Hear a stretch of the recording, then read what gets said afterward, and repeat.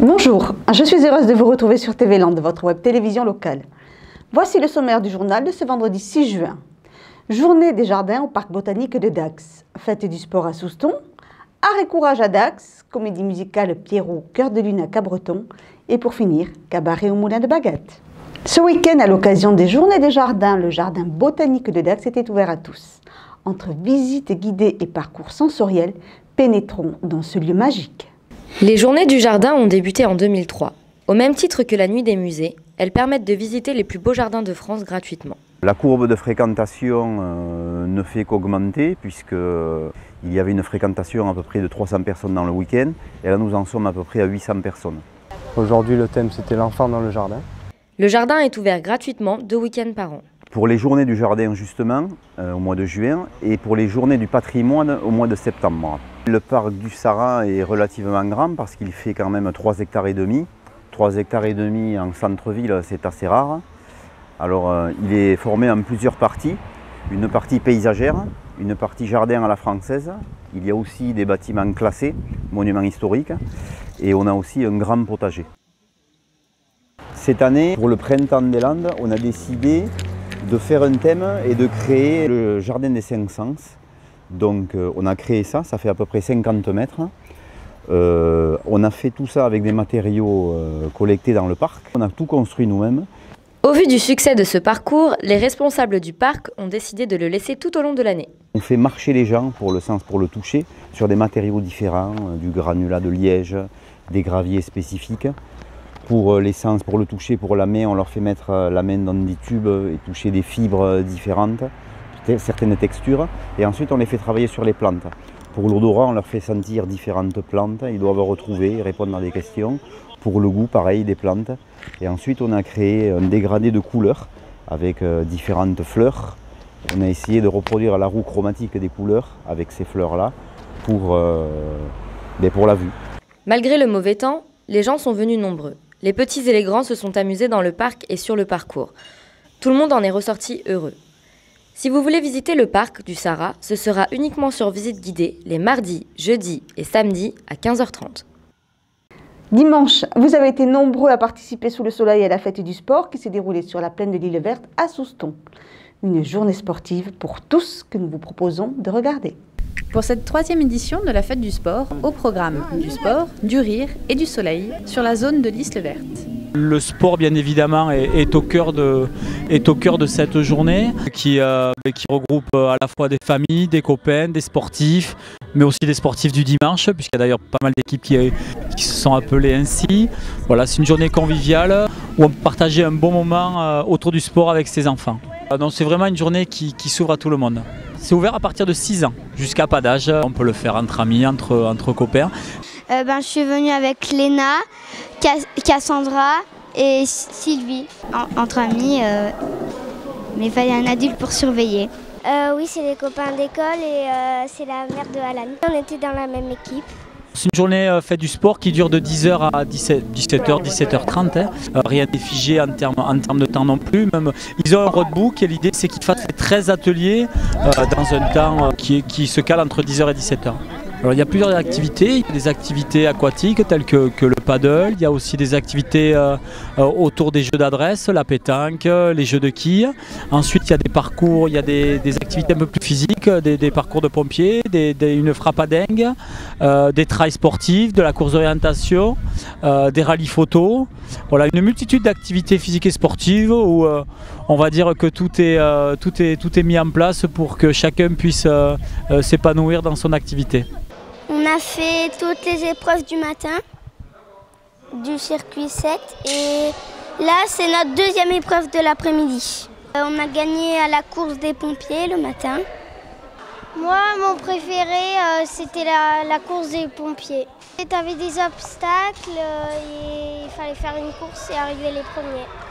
Répartis sur plusieurs zones, les équipes pouvaient se laisser encourager par la bonne humeur des animateurs. Il y a bien évidemment tout le personnel du service des sports et ensuite tous les stagiaires du BPGEP. C'est un brevet professionnel qui se passe à Souston. Voilà, et donc dans leur ruban pédagogique, il est inscrit l'encadrement des activités dans le cadre de la fête du sport. Les inscriptions étaient jusqu'au 24 mai, alors plusieurs supports de communication. On passe par des flyers qu'on distribue aux écoles, aux collèges, aux espaces jeunes. Voilà. On peut aussi venir directement au bureau du service des sports pour s'inscrire. Vous l'aurez compris, si vous souhaitez passer une journée sportive en famille ou entre amis, rendez-vous l'an prochain. On gagne surtout du plaisir entre amis et plein d'émotions. C'était super bien, on s'est amusé. Samedi dernier, le parc Théodore de Niadax accueillait la 25e édition du festival Art et Courage, dont la réputation n'est plus à faire auprès des amateurs de course landaise. Village de la course landaise, initiation et animation musicale était au programme de la journée, sans oublier bien évidemment la course en elle-même, point d'orgue du festival. Chaque année, Art et Courage rassemble les meilleurs spécialistes de la course landaise pour affronter novillos et taureaux de corrida. Mais cette année, la pluie a bien failli gâcher le spectacle. Fort heureusement, la piste avait été bien préparée et la pluie s'est arrêtée, laissant écarteurs et sauteurs rentrer dans l'arène pour le premier grand rendez-vous de la saison. Un festival Art et Courage, c'est quelque chose de très important pour la fédération, aussi important que pour les acteurs. C'est un moment inédit, si je peux pas m'exprimer ainsi, par rapport à la course landaise, puisque les acteurs vont écarter des taureaux à la place de vaches landaises qu'ils écartent régulièrement. Donc ce festival a 25 ans aujourd'hui et donc fait partie d'un grand rendez-vous pour tous les taureaux mâches de la course landaise. Pour nous, c'est le rendez-vous qui nous permet de voir si on est en forme ou si on ne l'est pas. Si on ne l'est pas, ça nous permet de nous relancer, donc c'est très important. Oui.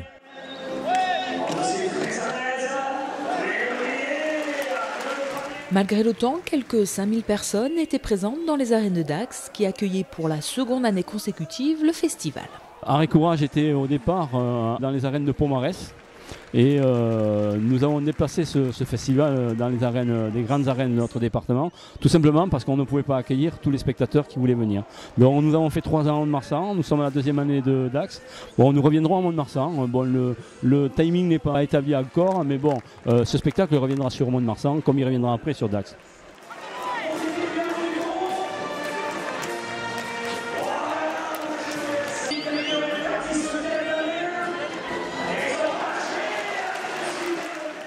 Cette année, la Fédération française de la course landaise a réintégré des vaches dans le programme du festival pour permettre à la nouvelle génération d'écarteurs de prendre part au spectacle.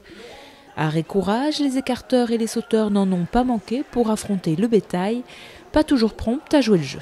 Les taureaux seront de 3 Ganaderia, 2 Ganaderia espagnols et une de François André, donc de Camargue. Et c'est très bien aussi parce que ça va nous permettre de voir justement 3 catégories de taureaux différents qui n'auront pas le même comportement. Et c'est là où il y a toute la subtilité d'Art et Courage, c'est que l'acteur devra s'adapter au comportement du taureau. Il y aura des taureaux plus agressifs que d'autres. Physiquement, il y en aura des plus impressionnants que d'autres. Voilà, et ça nous permettra aussi de ne pas toujours avoir le même spectacle et que suivant la charge du taureau, on verra des acteurs attaquer différemment la sortie.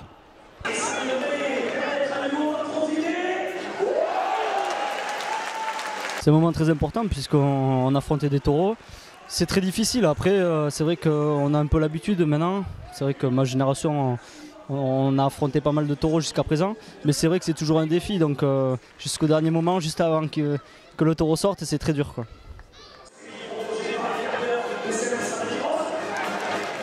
Techniquement, c'est vrai que ça reste comme lorsqu'on affronte une vache. Après, c'est surtout mentalement, se préparer, on y pense beaucoup, quoi. On ne dort pas très bien les jours d'avant. Et on est obligé d'être fort moralement pour pouvoir dominer ces bêtes, quoi.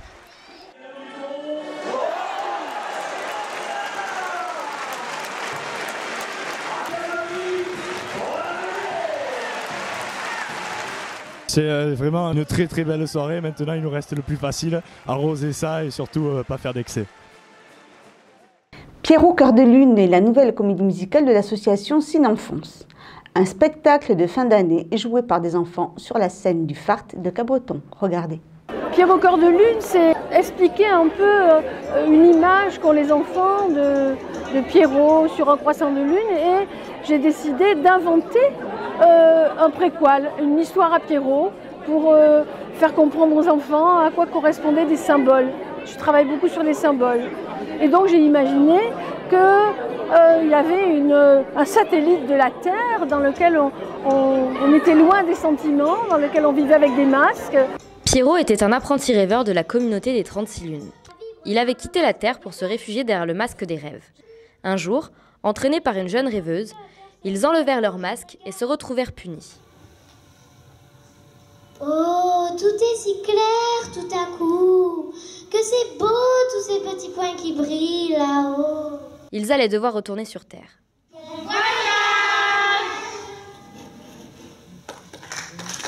Bourdonnette, la grande aiguilleuse de l'espace, décale par erreur les rayons qui emmenaient nos deux amis, les séparant ainsi. L'apprentissage des sentiments se fait alors entre rire et larmes, et vous assisterez à la naissance des deux personnages, Pierrot et Colombine. C'est une écriture qui a été faite il y a maintenant assez longtemps. C'est à 25 ans que ce spectacle a été écrit. Un jour ici, un jour ailleurs, voilà notre vie. Dans la lumière et dans la nuit.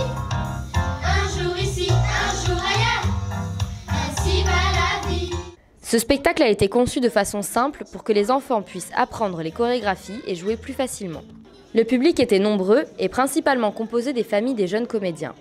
Le spectacle a eu un réel succès et les enfants ont pris beaucoup de plaisir sur scène.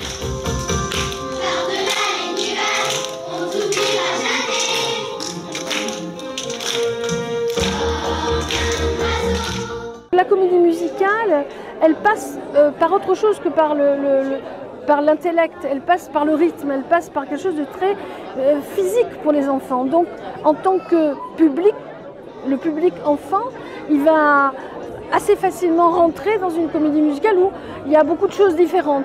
Mais en même temps, il y a toujours un symbole sur les sentiments, qu'est-ce qu'on ressent pas. Donc les thématiques des comédies musicales ont été aussi larges pour que on puisse donner aux enfants envie, à travers une chanson, peut-être de comprendre des choses de la vie. Donc c'est un objet éducatif.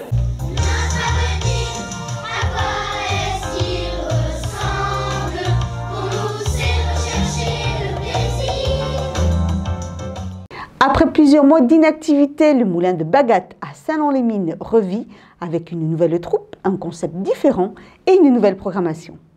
Notre équipe de journalistes vous dévoile l'univers du cabaret du moulin. Pousser les portes du moulin et entrer dans l'univers féerique du cabaret.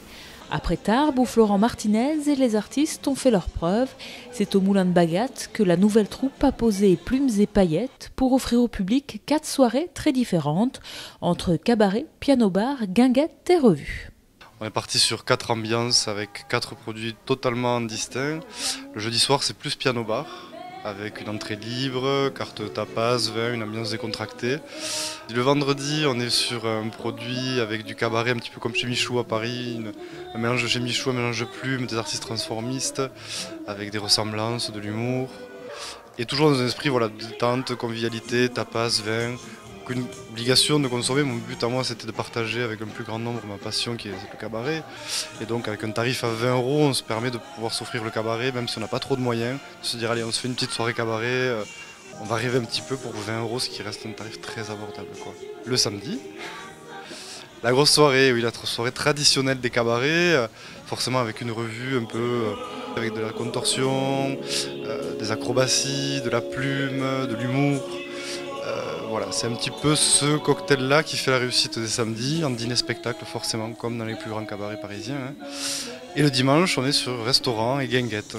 Et oui, pour plaire à un plus grand nombre, avoir des produits diversifiés. 14 artistes composent la troupe du cabaret du Moulin pour offrir au public 2 spectacles originaux. Le vendredi, place aux transformistes avec le spectacle Podium.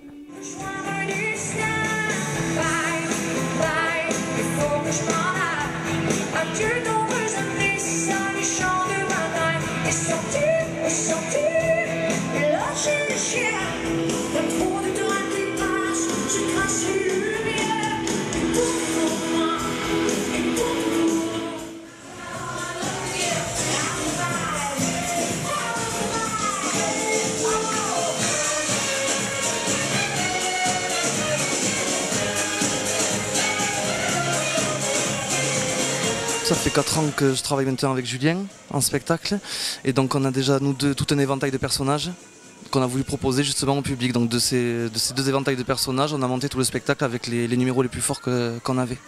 Le but du jeu était justement de proposer pour un public assez vaste. Donc on va passer de Mireille Mathieu à Lady Gaga, qui en est vraiment pour tout le monde, de l'émotion, du rire, des ressemblances. Les danseurs nous accompagnent sur ce spectacle également. On a également des chanteurs.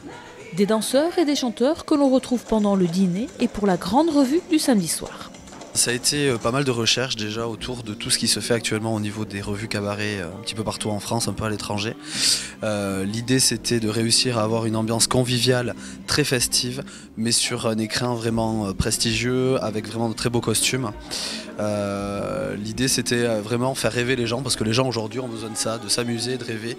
L'idée c'était de réussir à mener vraiment un petit peu tous les arts au niveau de ce spectacle-là, de faire une revue avec des grands classiques du cabaret, mais aussi avec pas mal d'originalité.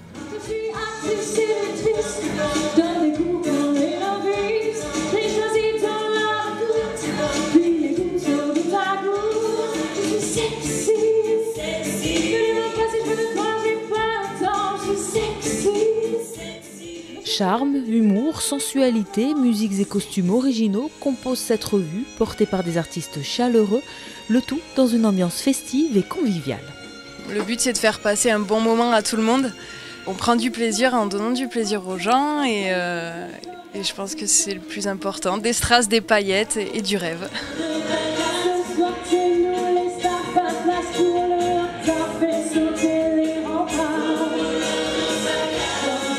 Ayant beaucoup l'habitude de danser, on sait juger, apprécier la qualité de ce qu'on a vu.